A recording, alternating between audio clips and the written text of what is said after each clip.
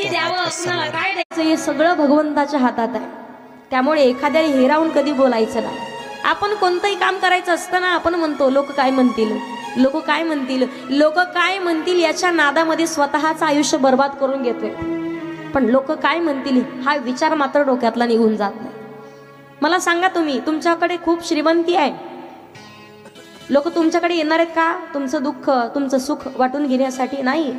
खूप दुःख आहे तुमच्याकडे, गरिबी आहे तुमच्याकडे, लोक तुम्हाला खाण्यासाठी अन्न आणून नाही देणार, लोक तुम्हाला तुमच्या दुःखामध्ये सहभागी नाही होणार। तुमचं दुःख तुमचं सुख तुम्हालाच पचवायचं आहे। आयुष्य त्याला म्हणतात। आयुष्यामध्ये मला सांगा, फक्त आनंद फक्त सुख समाधानी येत राहिलं, आनंदाची किंमत कळणार आहे का? दुःखाची किंमत कळणार? दुःख नाही राहिलं तर आनंदाची किंमत नाही कळणार आपल्याला। आयुष्य जगत असताना कधी आनंद राहिला पाहिजे।